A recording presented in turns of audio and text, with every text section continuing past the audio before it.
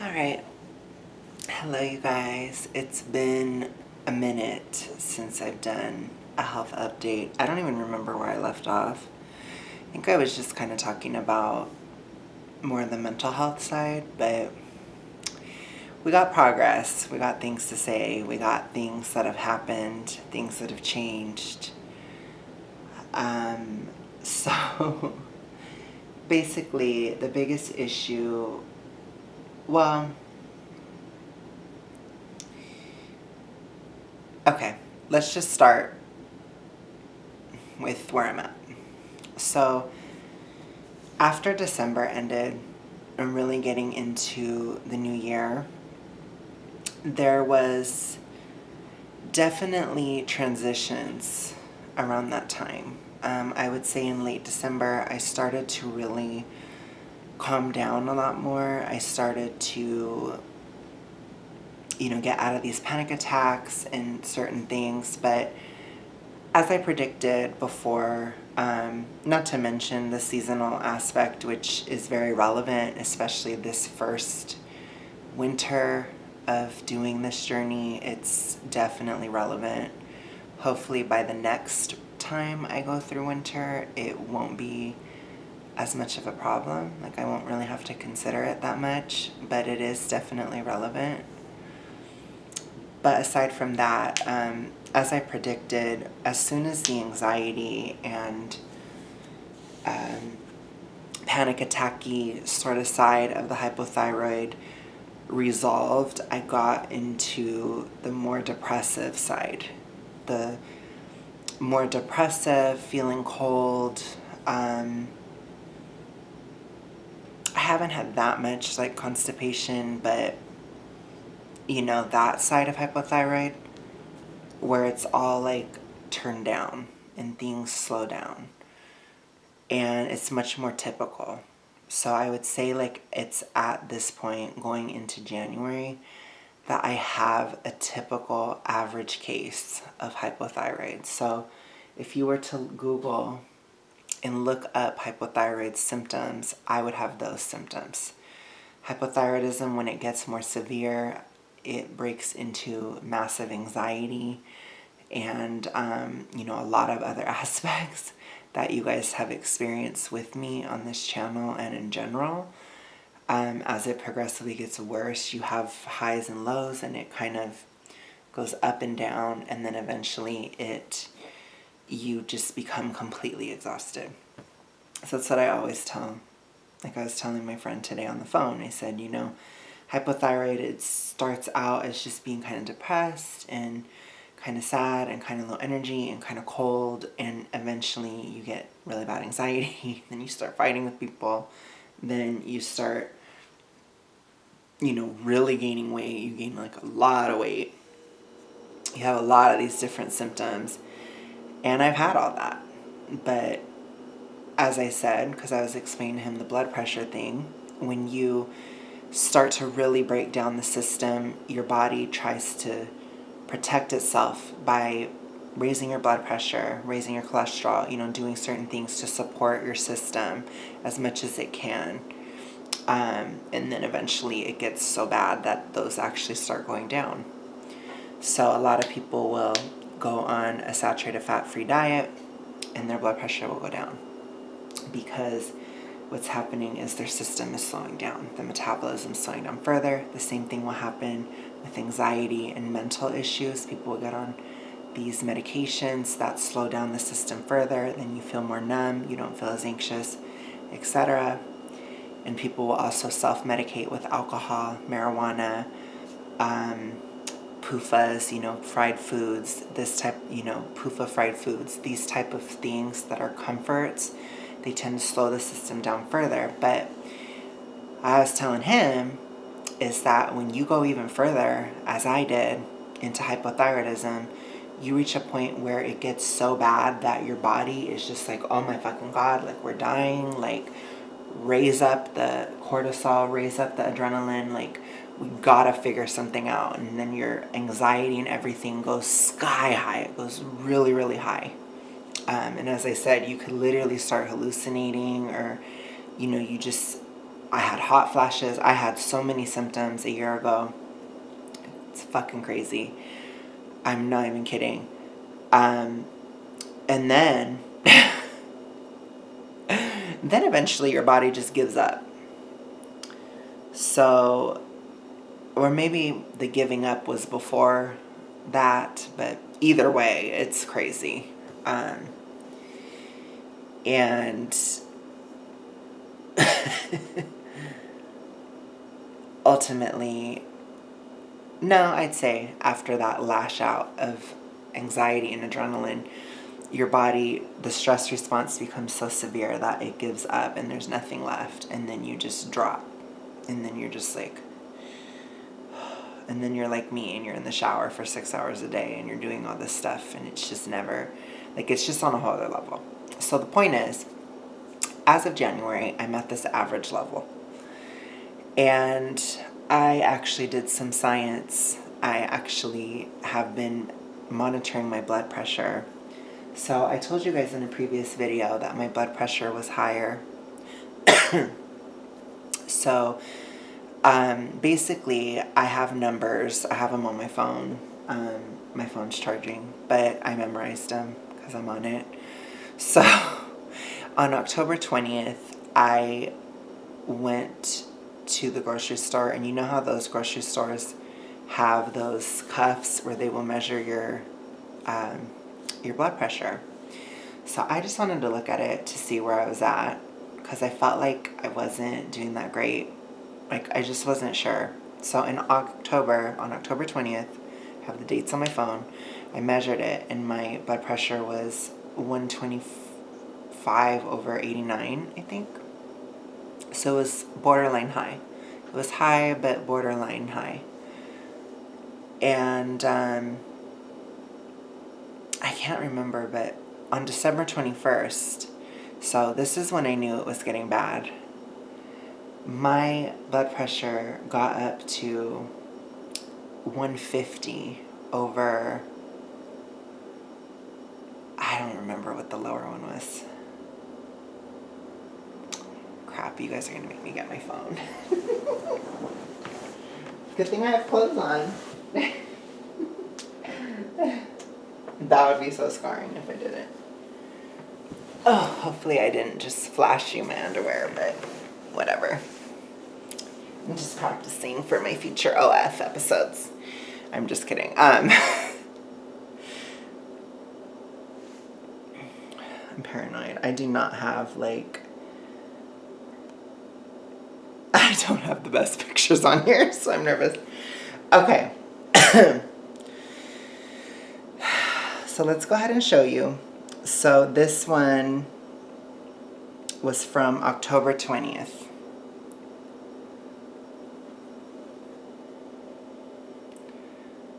So it was 128/89. So borderline high, but borderline high. That's not really high enough that they would medicate at that point. So, as I told you guys, the way out of this is the way in. So in December, I knew it was bad. I was having panic attacks, literally, like, the anxiety was extremely high. Like, it felt like I did, like I said, I was saying previous years and certain times that I had felt that way. And it was rough, okay? It was really, really, really hard. And I knew that my blood pressure was getting worse. So I measured it, and it was pretty scarring. So on December 21st, this was my blood pressure. So it was 150/92. That's high. That's high enough where they would definitely put you on a medication for that kind of thing if I was going to the doctor. So I was a little nervous. I was just like, oh my gosh, because I think too with this journey and with saturated fats and sugars and like all these different things, people will often see those jumps of your blood pressure and, you know, certain things, and they'll be like, oh my gosh, the saturated fat is making it worse. In reality, what's happening is your metabolism is speeding up. And as your metabolism speeds up, it requires a lot, and your body's like, oh my gosh, like, metabolism's back, like it needs nutrition. Throw the blood pressure at it, throw the cholesterol at it, throw this at it. It needs everything it needs to support itself to get the metabolism going again. So I told you guys that I believed what would happen is it would get higher and then it would go back down as my system continued to improve. So I looked at my blood pressure the day before yesterday. This was on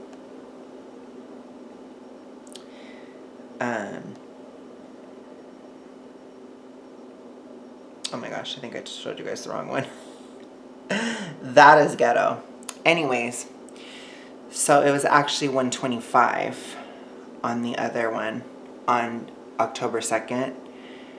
And the day before yesterday, I went and it was this 128 over 89. So it went back down to borderline. So I knew that that would happen, basically.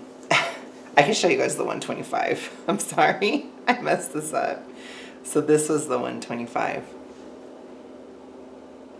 125 on October 20th.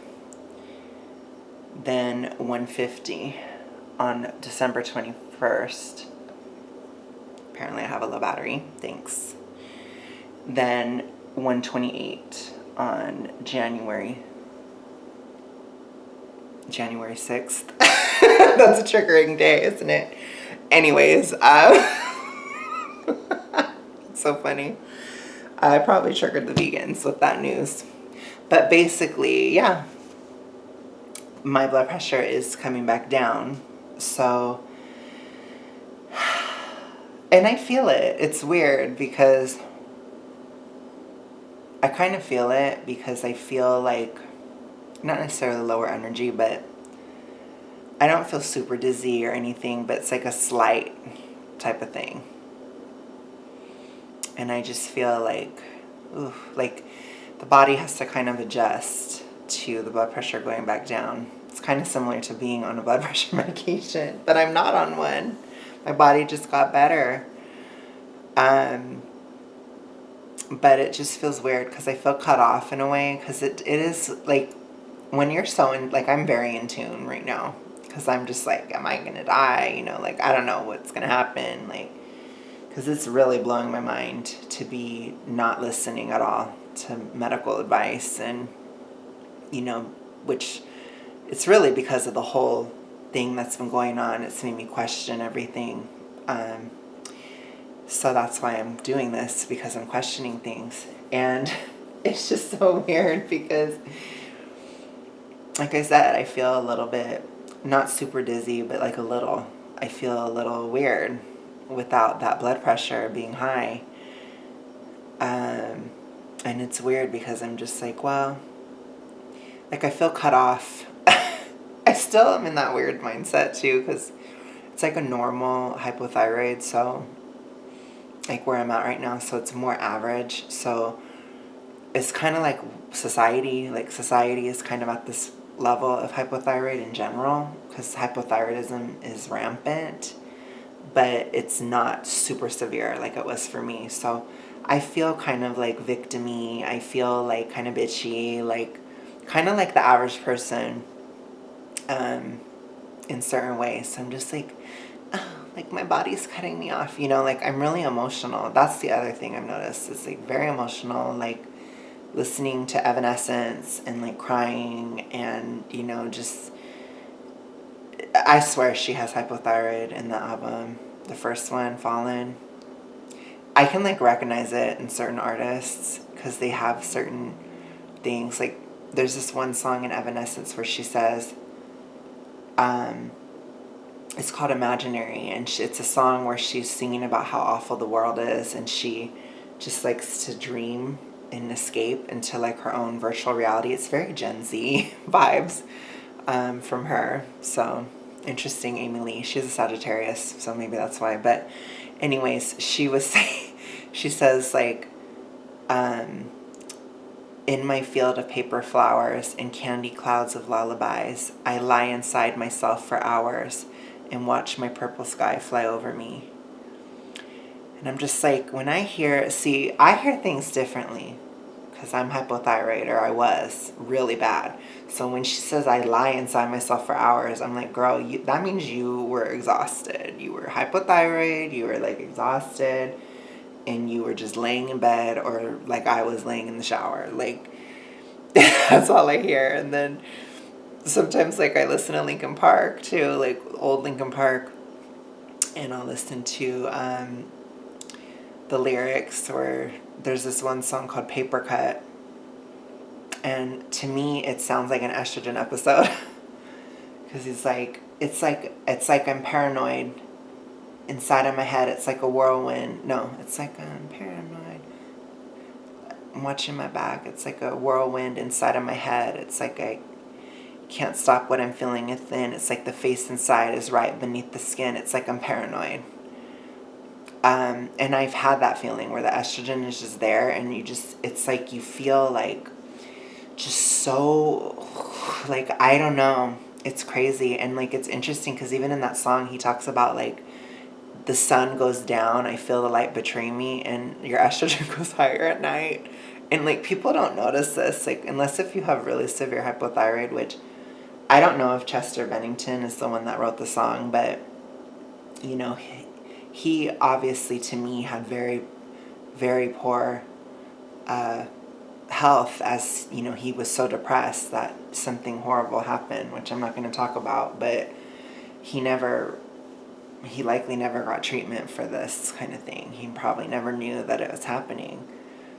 But like, I can recognize it in certain artists that I liked and stuff, and it's just really weird because, you know, certain specific things, like it being worse at night, and why does it feel like night today? Something is not right today. Why am I so uptight today? Paranoia is all I got left. I don't know what stressed me first or how the pressure was fed, but I know just what it feels like to have a voice in the back of my head. I mean, when you think of that type of frantic, like, that's how I used to feel. And I guess it's relatable for a lot of people, like I said, because the way society is built is very anti-thyroid, and I even think there might, well, I'm not going to go to tinfoil on here, but anyways, the point is, like, it's very common.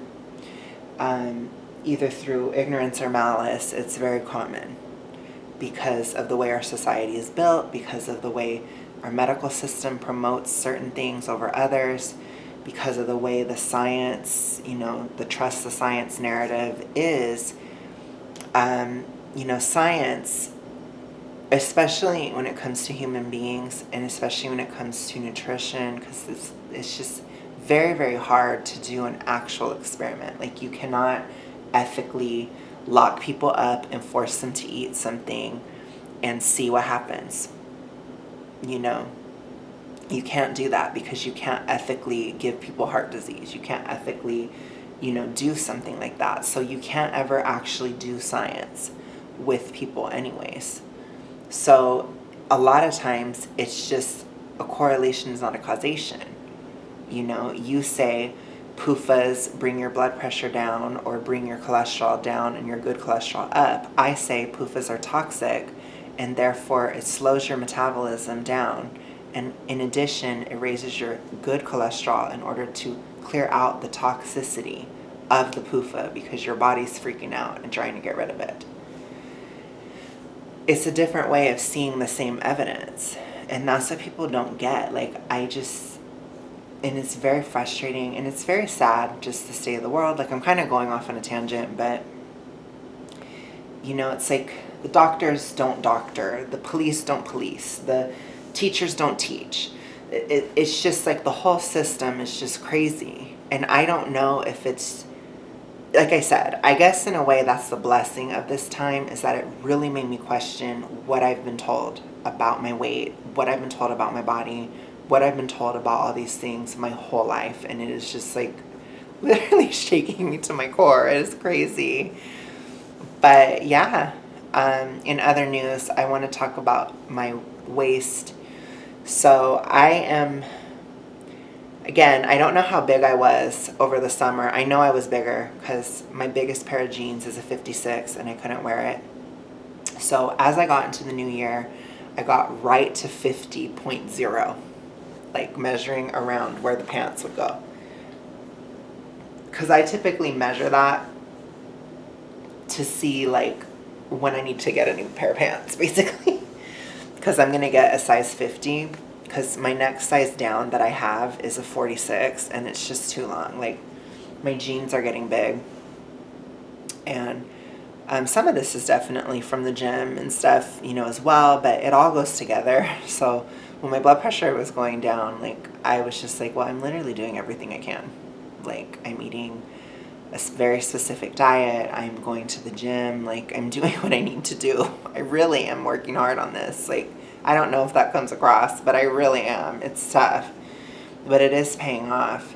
And yeah, so when I get to the size 50 for my jeans, I'm going to get a new pair of jeans. I actually want to get to a 49.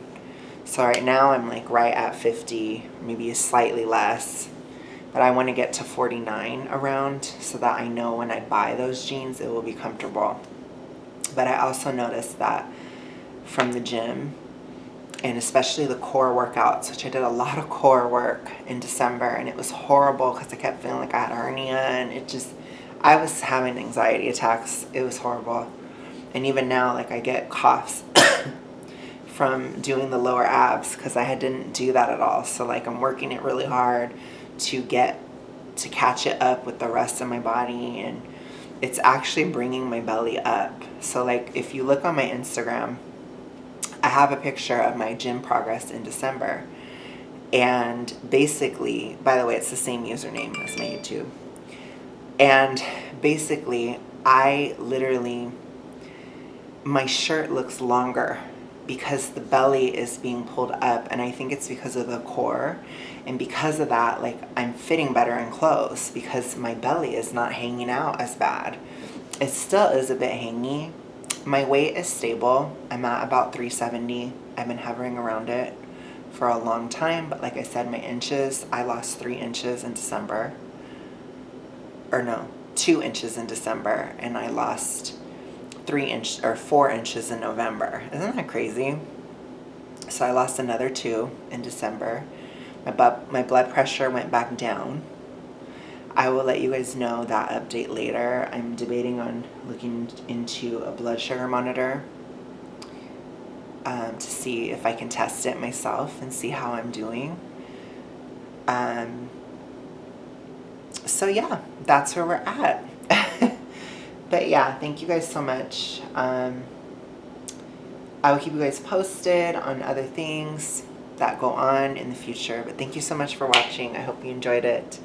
And I will see you guys later. Bye.